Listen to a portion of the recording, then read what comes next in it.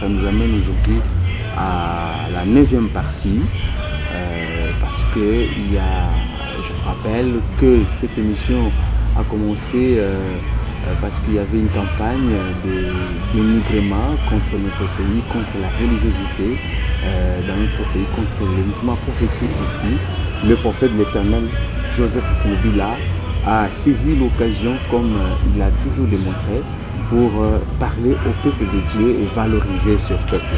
Prophète, nous sommes encore là. Je ne veux pas faire beaucoup de commentaires parce que la fois passée, vous étiez en train de nous expliquer en prenant encore un exemple sur Moïse qui typifiait évidemment le Christ, toujours pour nous rappeler vraiment, parce que si on doit suivre un filigrane dans toutes les émissions que vous avez faites avec nous dans cette série, vous êtes en train de chercher toujours, premièrement, à faire la distinction entre les précurseurs et le véritable. Exactement. Et en faisant cette distinction, vous donnez des caractéristiques du précurseur qui sont différentes des caractéristiques du véritable. Exact. Et tout cela pour nous amener à comprendre que vous et votre frère, les gentils, l'américain, vous êtes différents parce que l'un a été le précurseur et l'autre c'est le véritable. Exact. Alors, voilà.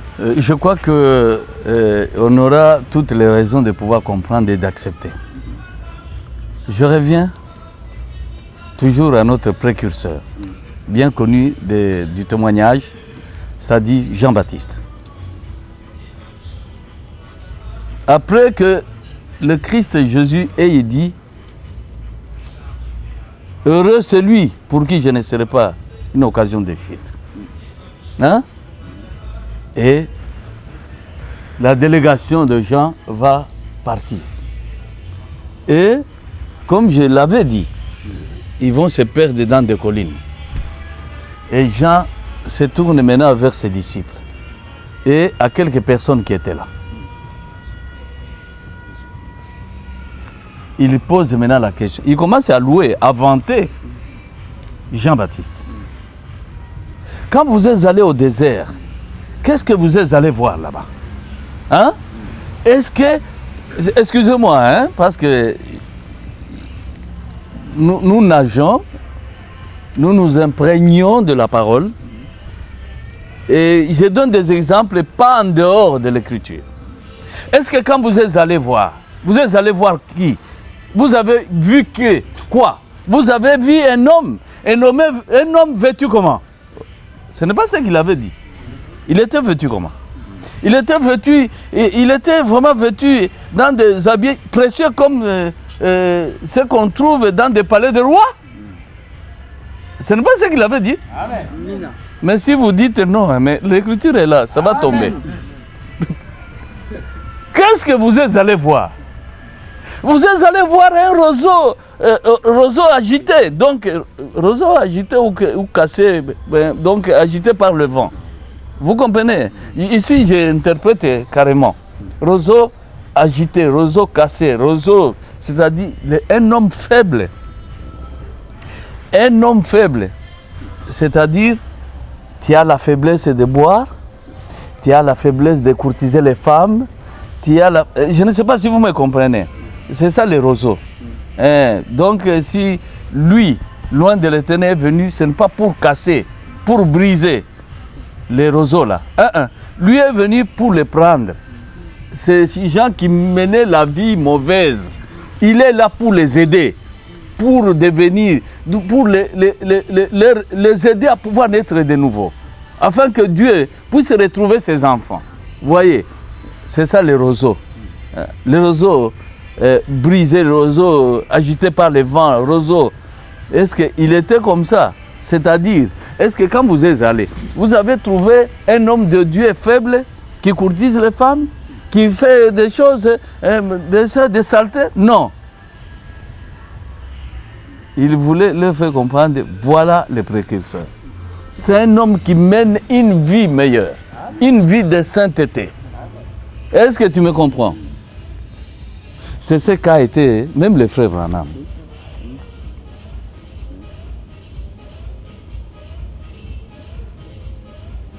Est-ce que je mens ici?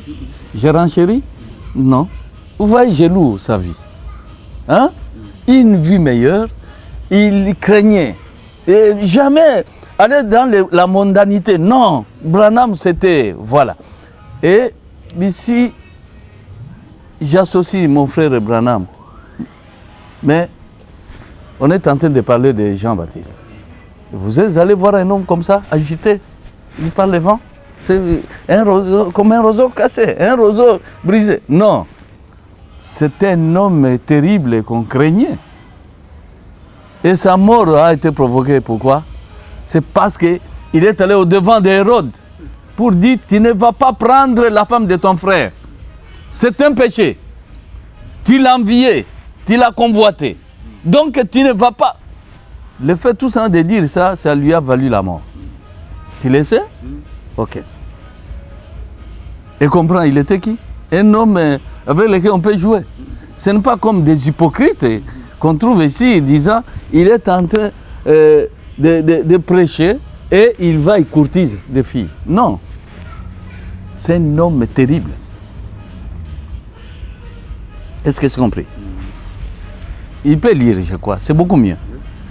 Matthieu 11, verset 7. Nous allons arriver jusqu'à 10,11. Il dit, comme il s'en allait, Jésus s'est mis à dire à la foule au sujet de Jean. Qu'êtes-vous allé voir au désert? Un roseau agité par le vent. Mais qu'êtes-vous allé voir? Un homme vêtu d'habits précieux. Voici, ceux qui portent des habits précieux sont dans les maisons des rois. Des rois. Qu'êtes-vous donc allé voir? Un prophète? Oui, vous dis-je, et plus qu'un prophète. Alléluia. Est-ce que c'est compris? Tout ce que je vous ai dit, même dans l'émission passée, c'est compris? Donc, il touche au comportement, il touche à l'accoutrement. Ça a son sens. Vous allez voir au désert un roseau agité par le vent. Non, ce n'est pas dans Jean qu'on peut trouver un homme faible. Pour dire il pêche, on l'a trouvé avec un verre au bar, ou bien... Non, Jean, non. Non. C'est un homme qui faisait peur.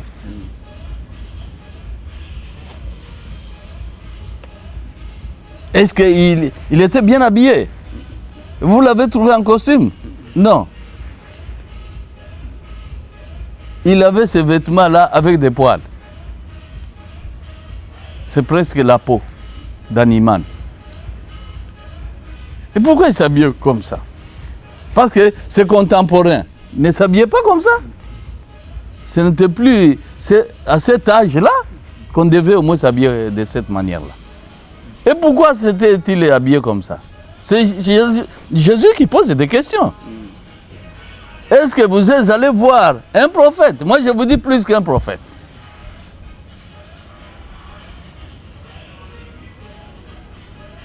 Plus qu'un prophète. Et il dit, il faut atteindre 10.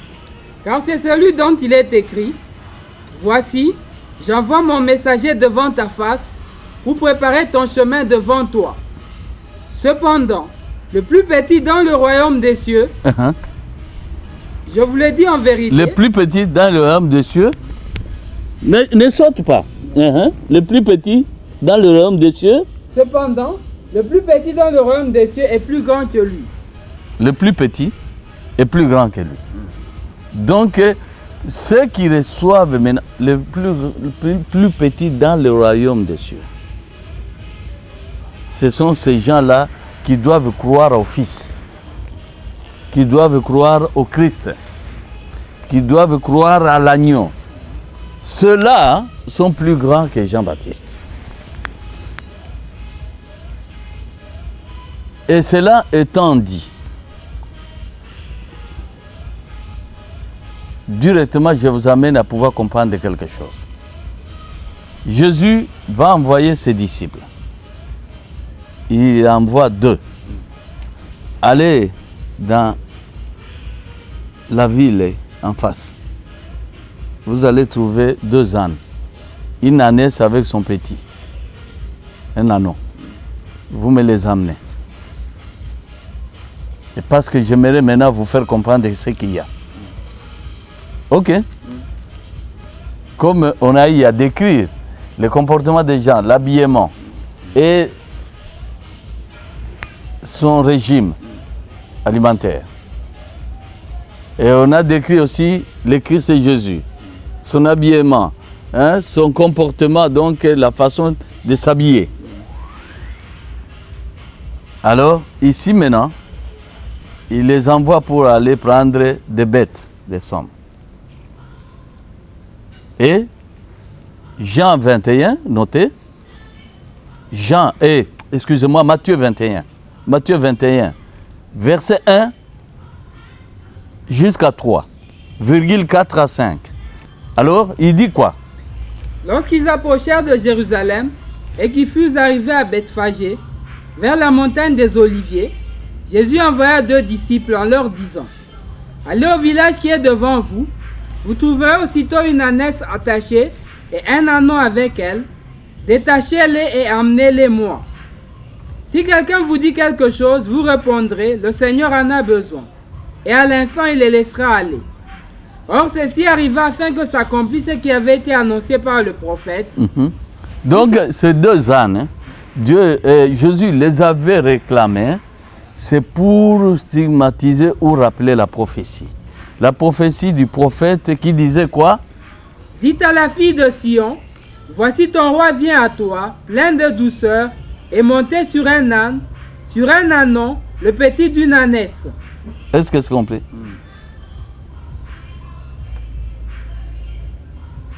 Le prophète qui a prononcé ces choses, c'est qui? Du coup, la parole de Dieu, c'est sacerdoce. Du coup, prend l'image du politique. Hein? Allez prendre ces deux bêtes-là, amenez-les-moi. Si il y a quelqu'un qui vous demande pourquoi vous dites que c'est le maître qui en a besoin. Et il va vous laisser venir avec. Et c'est comme ça qu'ils amènèrent. Et les disciples qui nous décrit ça, il dit, c'est-à-dire Matthieu, il dit, c'était pour rappeler la prophétie. Verset 4, 5, rappelle encore. Or, ceci arriva afin que s'accomplisse ce qui avait été annoncé par le prophète. Vous comprenez? Dites à la fille de Sion: voici ton roi vient à toi. Arrête. Le roi, c'est qui? Celui qui monte sur l'âne. Vous voyez, nous atteignons des caractéristiques, comme tu avais dit, des caractéristiques qui distinguent au moins le précurseur du véritable. Du coup, Jésus monte sur l'âne. Du coup, Jésus se réveille de cette prophétie-là. Il devient roi, qu'on doit recevoir. Effectivement, le cortège va se branler vers la ville. Et ça va créer de l'émotion, de l'émoi, et à telle enseigne que même les sacrificateurs, les autres, commençaient à se demander: mais c'est quoi? C'est qui ça? Excusez-moi, ça me rappelle souvent dans le voyage que nous avons fait avec vous, lorsque on entre dans une ville, il y a un cortège. Très souvent, on entend ces phrases. Mais c'est qui? C'est qui? Voilà. C'est l'homme. Exactement. C'est Moutoumouchi. Alléluia. Amen. C'est exactement ça. Alors, le fait de pouvoir, ça secoue les gens. C'est quoi ça? C'est qui? C'est le prophète Jésus de Nazareth. Mais ça veut dire quoi? Mais il rappelle la prophétie du prophète, disant: Sion, reçois ton roi. Il est monté sur l'âne. Il est monté sur l'ânesse et sur l'âne. Donc tous les deux. C'est-à-dire, il doit y avoir deux. Comme j'avais dit toujours, deux.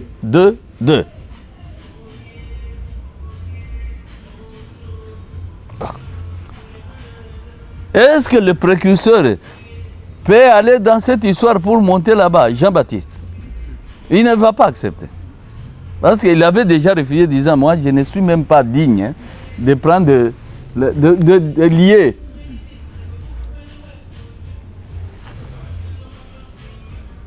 Mais pour Jésus, c'est lui-même qui réclame et qui monte dessus. Pour montrer que ce dont avaient parlé les prophètes, ça les concernait. Et au lieu qu'il réclame un seul âne, hein, donc l'ânon seulement ou bien l'ânesse, non, il réclame tous les deux. Pour montrer que nous sommes à deux, comme des jumeaux. Deux Christ, deux agneaux, deux prophètes d'alliance, aujourd'hui deux rois. Parce que... Alors, maintenant, au lieu de continuer, j'ai fait la parenthèse pour que vous compreniez bien. Qu'est-ce que cela veut dire, frère Mukongoï? Cela veut dire tout simplement que, je vous avais dit que la façon dont on avait une certaine compréhension, c'était une confusion ou le flou entretenu par les colonisateurs. La parole de Dieu, elle est claire. La parole de Dieu nous amène vers le royaume. Et quand Jésus prêchait, il prêchait l'évangile, c'est pour mener les gens vers le royaume. Raison pour laquelle la question lui était posée. Et c'est maintenant là, comme tu viens de ressusciter, que tu vas rétablir. Non, mais vous êtes pressé. Ça ne regarde que le Père lui-même. Ça relève de sa compétence. Est-ce que c'est compris, mon frère? C'est le royaume. C'est le règne. Et pour faire comprendre ça, lisons rapidement Michée. Chapitre 5, verset 1. Et toi, Bethléem Ephrata, petite entre les milliers de Juda, de toi sortira pour moi celui qui dominera sur Israël. Celui qui dominera, donc un roi, sur Israël. Et alors? Et dont l'origine remonte aux temps anciens, au jour de l'éternité. De l'éternité. Donc c'est une divinité. Il est participant de cette majesté-là. C'est compris? Oui. Il va dominer. Et on ne parle pas de l'encens ici, pour faire comme ça, dans l'église. Non. On parle de pouvoir dominer. Et c'est ainsi que, effectivement, parce qu'il n'est pas le seul à donner le témoignage en ce qui concerne Jésus. Nous parlons ici de Jésus. Jésus dominateur. Jésus politique. D'accord? Tu es d'accord? Pleinement? Oui, voilà. Peut-être il a eu sa façon de parler, lui, Michée. Mais prenons Ésaïe, le prophète. Ésaïe 9,5. Ceux qui ont la Bible de version Louis II, hein, verset 5. Si c'est Darby, au moins verset 6. Verset 5, il dit...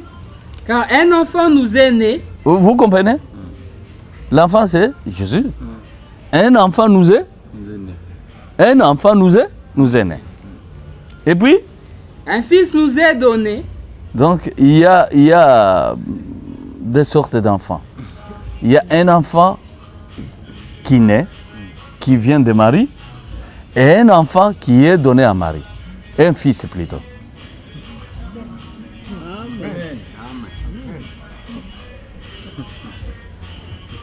Un enfant qui naît, et un autre enfant qu'on lui donne. Celui-là, on l'appelle fils, Amen. Pas enfant. Il est fils, comme toi, tu es fils. Tu es fils de papa. C'est papa qui? Papa Nzouzi. Nzouzi, voilà. Mais tu n'es plus enfant, mais tu es fils.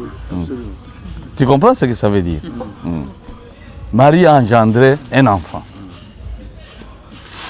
Mais, quelque temps après, l'enfant qu'il avait engendré s'en mourait. Et l'enfant même va lui dire, mais voici ton fils. Maintenant. Est-ce que c'est compris? Ah, tu comprends très bien. Raison pour laquelle nous donnons des versets. Matthieu 2, 1 jusqu'à 3, il dit.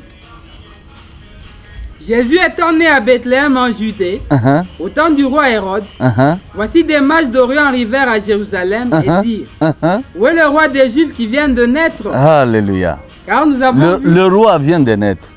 Ça, c'est l'enfant qui vient de naître. L'enfant est né. Le prophète est rempli vraiment de joie. Et tandis que ce jour-là, il égare à l'événement triste. Hein? Nous lisons Jean, nous l'avions lu, relisons Jean 19, 25 à 27. Il dit, près de la croix de Jésus s'était née sa mère et la sœur de sa mère, Alléluia. Marie, femme de Clopas, et Marie de Magdala. Et qui? Jésus, voyant sa mère, et auprès d'elle le disciple qu'il aimait, dit à sa mère, femme, voilà ton fils. Est-ce que c'est compris? Le fils est donné.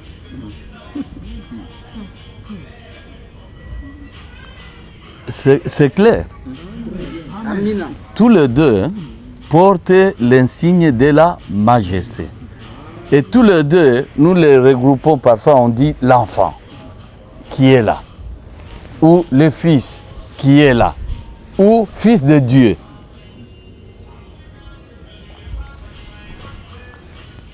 J'aimerais vous donner une idée de cet enfant qui est donné. Là, il s'appelle Jean. Hein? Vous savez, dans l'écriture, que ce soit dans l'écriture ou dans le témoignage,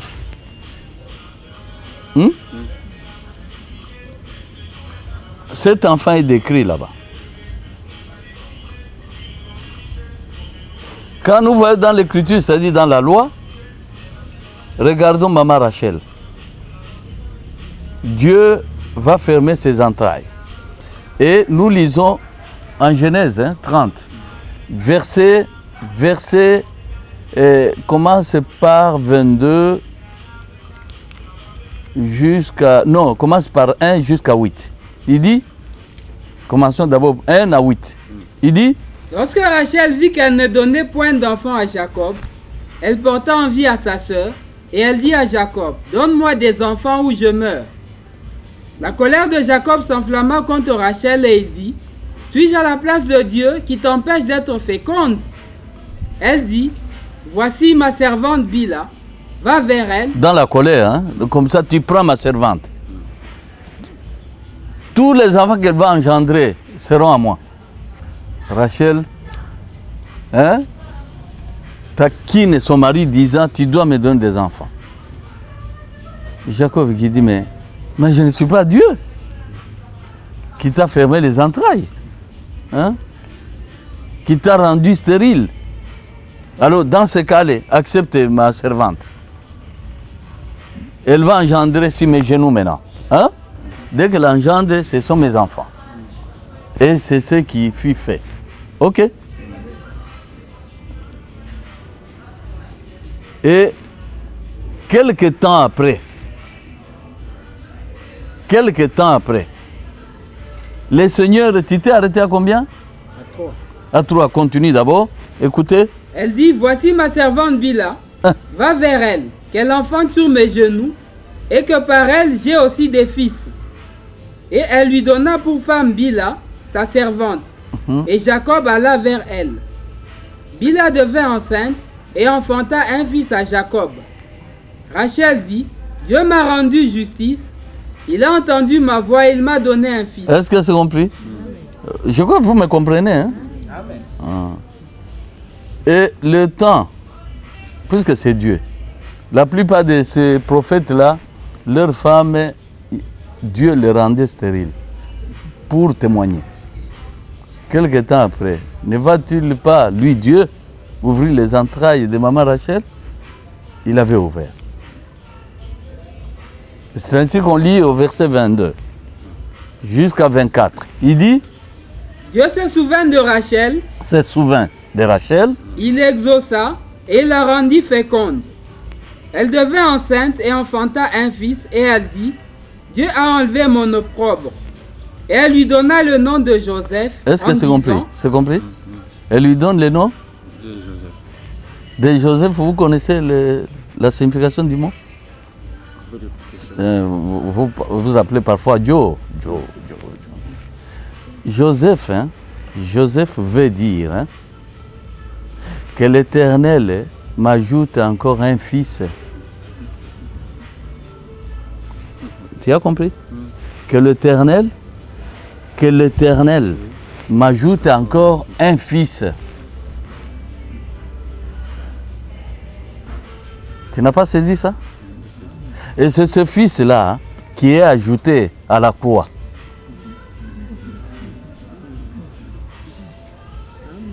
De toute l'écriture, que ce soit la loi ou le témoignage, il n'y a que deux personnages auxquels on doit s'incliner, devant lesquels on doit s'incliner.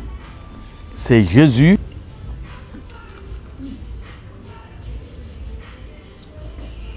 tu m'aimes, journaliste? Ou bien tu vas me haïr? C'est terrible. Amen. C'est Joseph. À part ce Jésus-là, l'autre Olivier, c'est Joseph.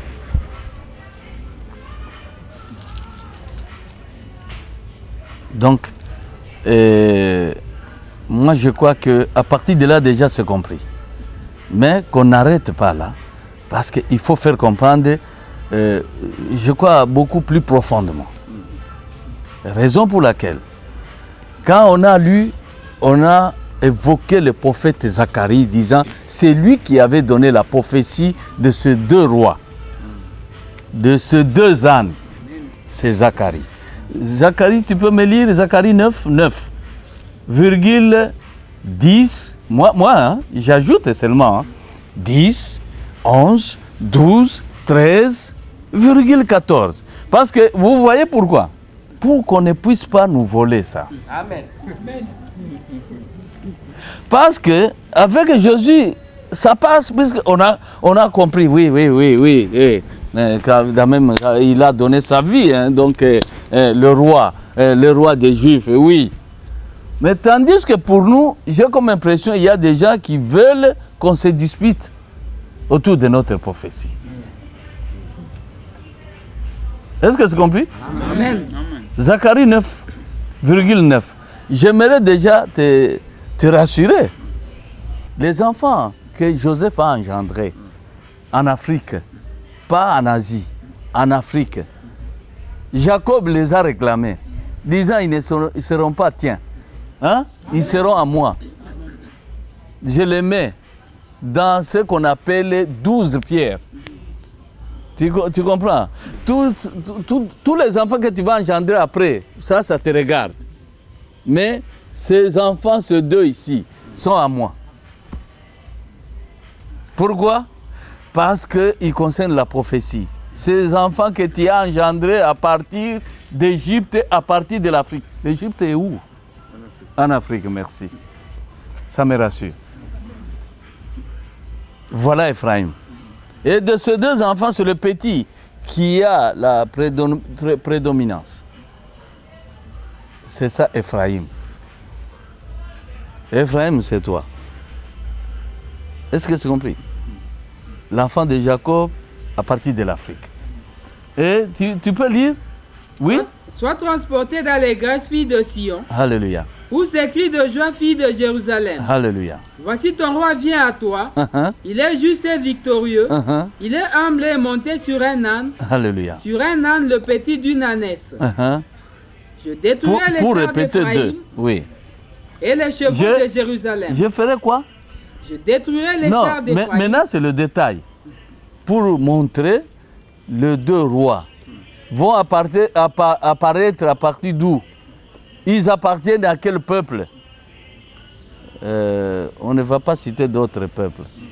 Quand le frère est allé en Israël, là-bas on lui a dit c'est là-bas, là au Congo. Amen. Donc en Afrique. Et puis, continue. Je détruirai les chars d'Éphraïm et les chevaux de Jérusalem. Tu comprends? Il cite qui? Ephraim. Ephraim, l'enfant de Jacob en Égypte, en Afrique. Et puis, quitter là-bas, c'est aller vers Jésus, Jérusalem, c'est-à-dire en Judée. Il n'y a que deux rois, il n'y a que deux rois reconnus par les ciels. Un roi en Afrique et un autre en Asie. C'est compris là-bas? Et comment ça peut se faire? C'est en double. Parce qu'il y a toujours deux cœurs, deux cœurs. Tu peux descendre rapidement. Et les actes de guerre seront anéantis. Il annoncera la paix aux nations et il dominera d'une mer à l'autre, depuis le fleuve jusqu'aux extrémités de la terre. Extrémité de la terre, c'est ici chez vous. Oui, continue. Et pour toi, à cause de ton alliance scellée par le sang, je retirerai tes captifs de la fosse où il n'y a pas d'eau. Retournez à la forteresse, captifs pleins d'espérance. Alléluia. Aujourd'hui encore, je le déclare, je te rendrai le double. Le double, c'est-à-dire deux cœurs. Car je bande deux chorales. Car je bande Judas comme un arc. Judas comme un arc. Il ne va pas reconnaître autre peuple. Judas comme un arc, et puis il vient en Afrique. Je m'arme d'Éphraïm comme d'un arc. Est-ce que c'est compris? On ne va pas citer d'autres peuples, à part nous, Africains et les Asiatiques. Donc maintenant, c'est compris. Nous descendons, je vous fais tomber dans la grande prophétie de Jacob, c'est Genèse 49, verset 8 jusqu'à 10,11. Je m'en vais très vite pour terminer. Il dit, Genèse 49, verset 8 jusqu'à 10,11. Judas, tu recevras les hommages de tes frères, ta main sera sur la nuque de tes ennemis. Les fils de ton père se prosterneront devant toi. Judas est un jeune lion, tu reviens du carnage, mon fils. Il ploie les genoux, il se couche comme un lion, comme une lionne qui le fera lever. Tu comprends? Le sceptre ne s'éloignera point de Judas. Un instant. Le sceptre de la royauté ne quittera pas Judas. S'il quitte Judas, il va aller où? Ni le bâton souverain d'entre ses pieds, jusqu'à ce que vienne le Shiloh. Le Shiloh. Tu comprends? Jusqu'à ce que Shiloh vienne. Shiloh, c'est-à-dire l'homme appartenant à Ephraïm. C'est un homme noir, c'est un homme africain. Donc, si ça quitte là-bas, ça va vers là-bas. Pas dans d'autres nations, non. Et c'est la raison pour laquelle, allons maintenant voir le Shiloh. Il est représenté par qui? Parmi les enfants, comme le lui avait dit son père, c'est par Joseph. C'est-à-dire, ajoute-moi encore un fils. N'oublie pas ça. Dès que nous citons Joseph, c'est-à-dire un autre fils. S'il te plaît. Jésus qui regarde des femmes, tu te tords de douleur. Mais ton fils est là. Et toi, fils, ta mère est là. Depuis ce jour-là, Jean l'a pris. Et 22. Toujours Genèse 49. 22, virgule, je mets virgule aujourd'hui, virgule 23 jusqu'à 24, virgule 25 jusqu'à 26. D'abord 22. Joseph est le rejeton d'un arbre fertile. Arrête. Le rejeton, c'est Jésus. Mais pourquoi Joseph est rejeton? Il explique, le verset lui-même explique. Le rejeton d'un arbre fertile près d'une source. Les branches s'élèvent au-dessus de la muraille. Vous comprenez? Les branches traversent, rampent, ça traverse le mur. Donc ça va vers l'extérieur. Ça sort de Jérusalem.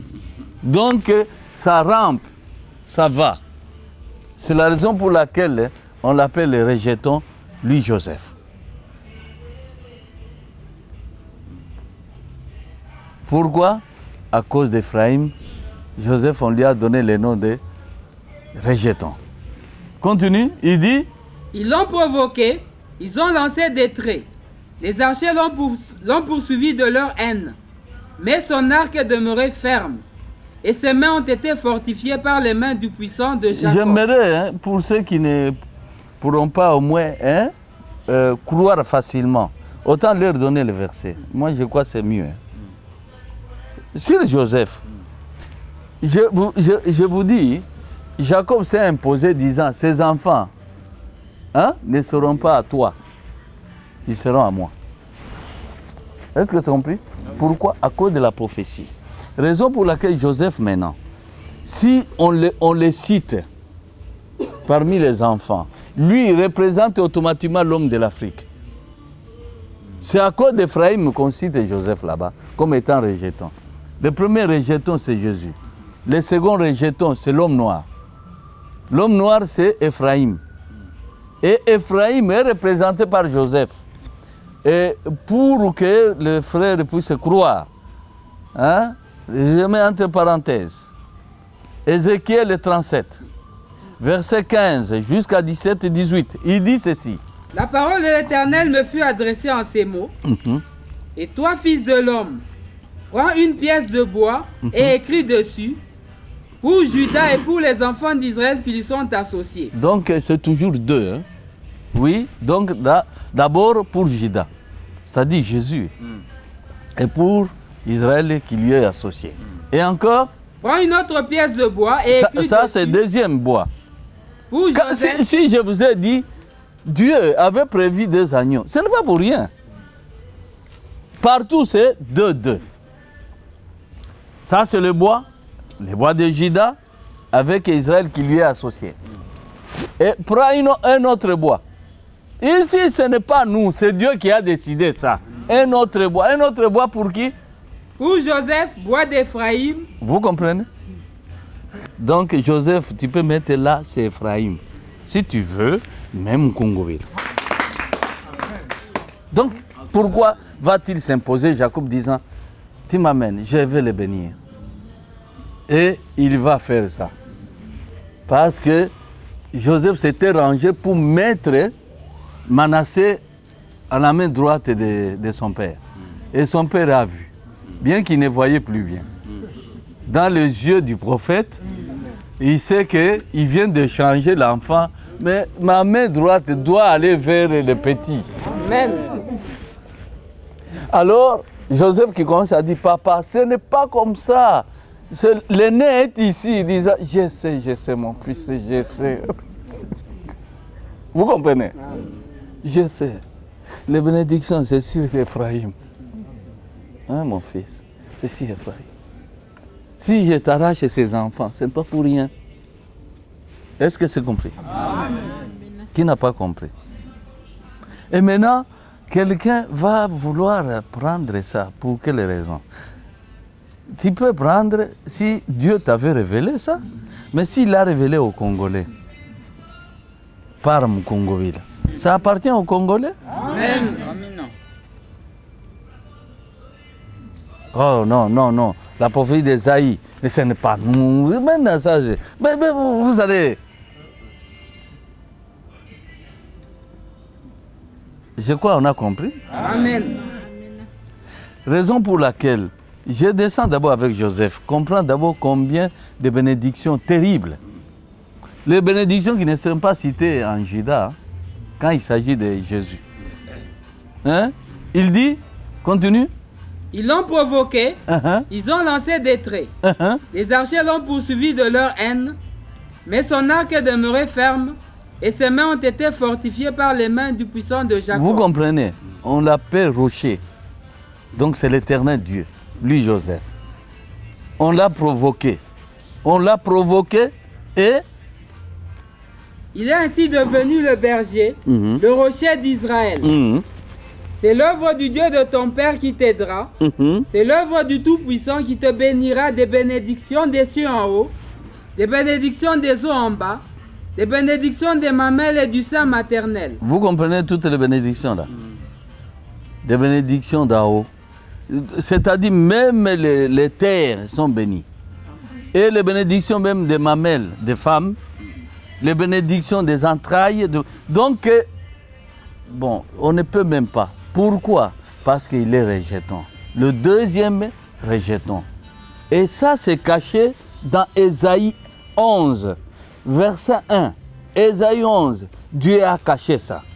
Aujourd'hui, je les donne. Je ne les donne pas pour que vous puissiez créer vos révélations. Non. Ésaïe 11, verset 1. Il dit, puis un rameau sortira du trône d'Isaïe, et un rejeton naîtra de ses racines. Vous comprenez? Un rameau. C'est-à-dire le rejeton est cité 2 fois. Hein? Ici, ça a poussé. Et puis là-bas, de ses racines, ça a poussé encore. Il y a 2 rejetons dans ces versets. Pourquoi? Parce que Christ n'est pas seul. Il faut qu'il soit toujours 2. Alors, c'est la raison pour laquelle on commence d'abord à nous décrire comment il est rempli de cette sagesse, de toute intelligence, de tout verset 2 jusqu'à 5. Il dit, l'Esprit de l'Éternel reposera sur lui, esprit de sagesse et d'intelligence. Vous entendez, sur lui. Mais ils sont à 2. Esprit de conseil et de force, esprit de connaissance et de crainte de l'Éternel. Il respirera la crainte de l'Éternel. Il ne jugera point sur l'apparence. Il ne prononcera point sur un oui-dire. Mais il jugera les pauvres avec équité. Et il prononcera avec droiture sur les malheureux de la terre. Il frappera la terre de sa parole comme d'une verge. Et du souffle de ses lèvres, il fera mourir le méchant. Est-ce que c'est compris? C'est ça l'œuvre que le 2 ici, Jésus en son temps, il y faisait ça. Une femme s'était approchée à Kabalo. Vous comprenez? Et elle a vu, alors qu'elle a des esprits, disant, je vois l'homme qu'on a crucifié. Il est au-dessus de toi. Et toi, tu n'es pas habillé comme tu es là. Tu es habillé à la manière de nos ancêtres. Tu es grand roi. C'est cet homme qu'on a crucifié qui permet à ce que tu deviennes toi roi. Est-ce que c'est compris? Matthieu a chassé cette femme. Moi, j'ai dit, oh, j'ai appris cela. Moi, j'ai dit, Matthieu, tu ne chasses pas. Pourquoi elle cite dans sa bouche Kongolo Mwamba, Kongolo Mwamba? Mais vous l'avez vu, l'arc-en-ciel. Il nous est apparu là-bas, en la présence de nos frères néo-apostoliques. Ils étaient à 2. Ne la chasse pas. Il faut me l'amener. Elle a à me dire. Et ce qu'elle va me dire, elle va me dire des histoires de les fétiches. Non, elle dit, je vois celui qu'on a crucifié. Il est là. Il est là.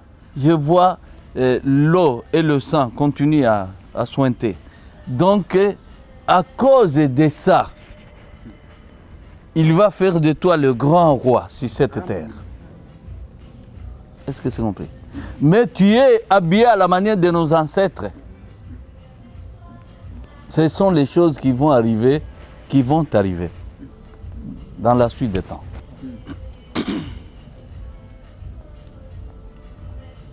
Si mes frères peuvent comprendre. Et celui qui est crucifié, Pilate a écrit le roi des Juifs. Non, n'écris pas comme ça, écris seulement qu'il prétendait, disant non. Mais vous l'avez mis à mort. Ça ne vous suffit pas. Ce que j'ai écrit, j'ai écrit. Est-ce que c'est compris? Amen. Mais Jean le précurseur n'est pas roi. Raison pour laquelle il disait, est-ce que vous l'avez vu, vous l'avez trouvé en habit précieux? Comme il s'habille dans le palais des rois? Non. Lui, il est comme un broussard. C'est un homme de désert. Et il est habillé de manière bizarre. Mais les rois, eux, ne s'habillaient pas comme ça. Est-ce que tu as compris? C'est rentré, je crois. Hein? Voilà la différence. Le précurseur, c'est l'annonceur. Il annonce. Tandis que celui qu'il est en train d'annoncer, c'est son roi. Raison pour laquelle il dit, je ne suis même pas digne d'aller délier. Non. Et voilà, pour terminer. Il dit, voyez le rameau Et puis, ses racines, il sort un rejeton, un surgeon. Et puis, donc, c'est extraordinaire avec l'esprit. Il sera rempli de sagesse, d'intelligence. Il ne va pas juger les gens sur les oui-dire. Il ne va pas. Au verset 9 maintenant, mon frère, virgule 10, virgule 11 jusqu'à 12, il faut suivre. Hein? 9, virgule 10, le chapitre 11, hein? Ésaïe 11, 9, virgule 10, virgule 11 à 12, virgule 13. Il ne se fera ni tort ni dommage sur toute Alléluia. ma montagne sainte, car la terre sera remplie de la connaissance de l'Éternel, comme le fond de la mer par les eaux qui le couvrent. Et alors? En ce jour, le rejeton d'Isaïe sera là comme une bannière pour les peuples. Une bannière, c'est-à-dire Christ Jésus. Une bannière. Et alors? Les nations se tourneront vers lui et la gloire sera sa demeure. Dans ce même temps, le Seigneur étendra une seconde fois sa main. Sa main. Pour racheter le reste de son peuple. Maintenant c'est vers les païens. Dispersés en Assyrie et en Égypte. La diaspora. À Patros et en Éthiopie. À Élam, à Shinar et à Hamath et dans les îles de la mer. Et alors? Il élèvera une bannière pour les nations. Tu comprends? Une deuxième. La première là, qui est Jésus le Christ, ça à part. Maintenant, il va élever une autre bannière. Cette fois-là, c'est pour les païens. Et Dieu qui dit, pour qu'il n'y ait pas de conflit entre les Juifs et les païens. C'est-à-dire entre Juda et Ephraïm. Il dit, il rassemblera les exilés d'Israël et il recueillera les dispersés de Juda des quatre extrémités de la terre. Et la alors? jalousie d'Ephraïm disparaîtra et ses ennemis en Juda seront anéantis. Ephraïm ne sera plus jaloux de Juda ni? Et Juda ne sera plus hostile à Ephraïm. Comme on dit Togokan. Amen. Je m'arrête ici. Merci, prophète. Petit commentaire.